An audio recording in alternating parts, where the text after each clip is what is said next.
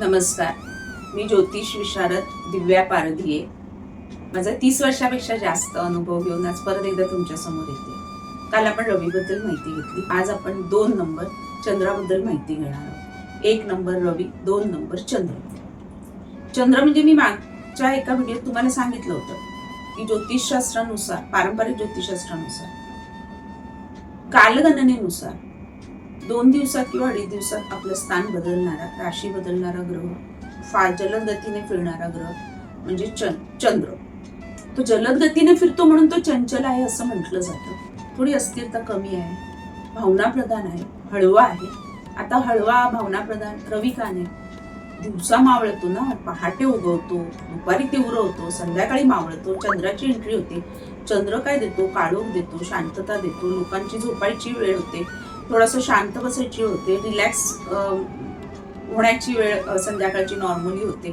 म्हणून त्याचे गुणधर्म भावनाप्रधान थोडेसे म्हटले जातात. तर हो, चंद्राचे खरंच गुणधर्म असेच आहेत, खूप भावनाप्रधान. चंद्र बिघडला, चंद्र चांगला आहे. चंद्राची ज्योतिषशास्त्रामध्ये उच्च राशी आहे ती कर्क, त्याप्रमाणे तो बिघडला चांगला वगैरे म्हटलं जातं. अंक ज्योतिषशास्त्रामध्ये पण जेव्हा अंक ज्योतिषशास्त्रानुसार कुंडली मांडली जाते तेव्हा तो बिघडलाय चांगला आहे का बघितलं जातं. पण मी अंकशास्त्र आणि ज्योतिषशास्त्र का मिक्स करते आणि का परत परत सांगते? कारण नुसतं अंकशास्त्रावर 2 नंबर धरून मी प्रेडिक्शन नाही देत. मी कुंडलीला पण त्याच्यामध्ये अलाइन करते, मॅच करते की कुंडलीमध्ये चंद्र कुठे आहे, चंद्र काय फळ देतोय, कुंडलीत चंद्र बरोबर आणखी कोण पॉझिटिव्ह ग्रह, निगेटिव्ह ग्रह आहे का, चंद्र कोणाबरोबर असल्यानंतर राजा होतो, ते चंद्र गुरुबरोबर असल्यानंतर गजकेशरी योग होतो. पण तोच चंद्र रवी बरोबर असल्यानंतर अमावास्या योग येतो. मग तो चांगला का वाईट? अमावास्या म्हणजे वाईटच असते सगळ्या ह्याच्यामध्ये असं नाहीये. पण अमावास्येवर मी वेगळा ब्लॉग बनले. त्यावेळी मी चंद्र रवी एकत्र आल्यानं अमावास्या चांगलं वाईट ते थोडासा तो वेगळा भाग आहे. आता मी त्या ह्याच्यात घुसवला तर तो परत एकदा गोंधळ होणार. तर चंद्राचं झालं, आपण स्वभाव बघितले.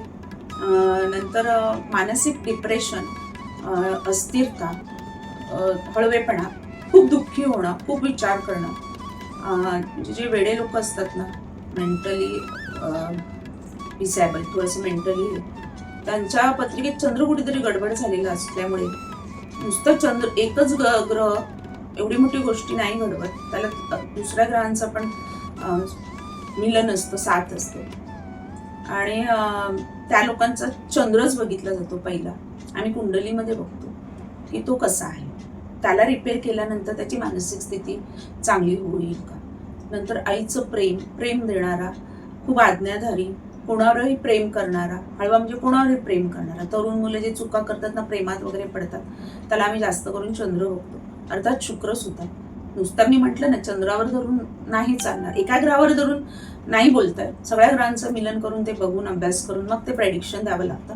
आणि त्याच्यामध्ये ते खरं प्रेडिक्शन देण्यामध्ये, भविष्य सांगण्यामध्ये गंमत आहे. चंद्राची चव. आता चंद्राचा रंग आपण चवीच्या अगोदर रंग बघूया. निळा रंग, थोडासा आकाशी रंग, म्हणजे चंद्र जसा उगवत जातो आणि थोडा थोडा नंतर बघा रंग चेंज होतात. काळपट रंग, थोडासा पांढरा रंग. काळपट रंग तसं नाही म्हणता येणार, थोडासा ग्रेइश पांढरा वगैरे असा.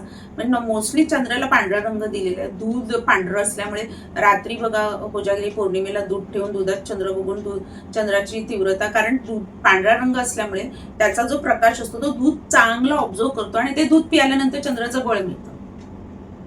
फुल पौर्णिमा, फुल मून असतो त्यामुळे.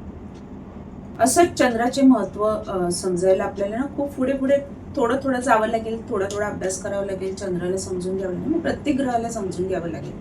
आता दुधामध्ये तुम्ही साखर घाला, मध घाला, खीर बनवा, त्याचं मी सांगितलंय. म्हणजे खूप गोष्टी बनतात. पनीर बनतं किंवा चीज बनतं, दही बनतं. पण मग कुंडलीमध्ये असे कोणते ग्रह आले की हे सगळं बनतं?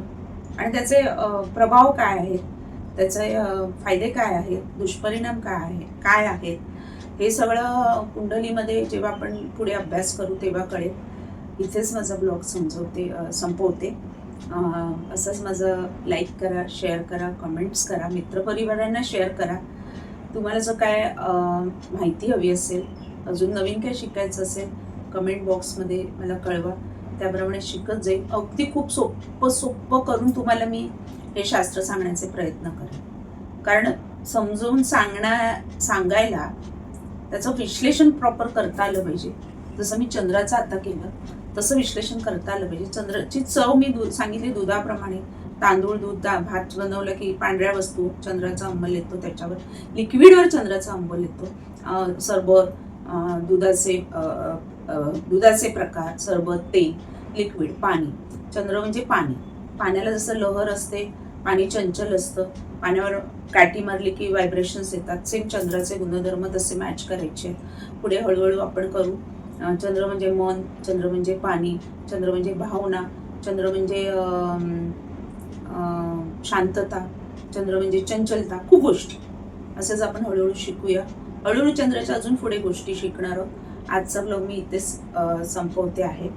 त्याच्यानंतर आज आपण एक उपाय देते तुम्हाला, चंद्राचा उपाय. रवीचा उपाय मी दिला होता की सकाळीच रवीला जल व्हायचा. तर चंद्राचा उपाय काय आहे, म्हणजे मन अशांत होत असेल, भावनाप्रधान होत असेल, इमोशनल होत असेल थोडंसं, कधी कधी बऱ्यापैकी चंद्र स्ट्रॉंग असलं तरी ह्या गोष्टी होतात कधी कधी.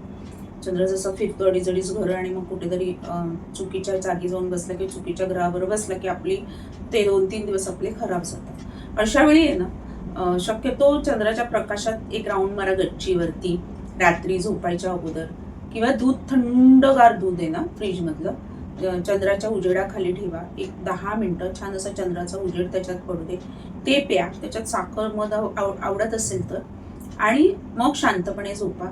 म्हणजे त्याच्यातही तुम्हाला तो फरक कळेल चंद्राचा. अगदी रोज केला पाहिजे असं नाही. म्हणजे ज्या दिवशी मन अस्वस्थ आहे, बेचैन आहे असं वाटत असेल तर त्या दिवशी चंद्राचा हा उपाय करा. रोज नाही करायला जमलं तर प्रत्येक दर पौर्णिमेला मात्र हा उपाय नक्की करा.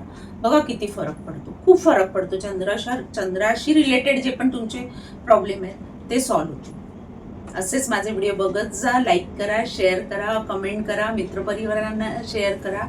आणि तुम्हाला अजून काय आवडत असेल ते कमेंट्समध्ये सांगा. नक्की देण्याचे प्रयत्न करेन. धन्यवाद.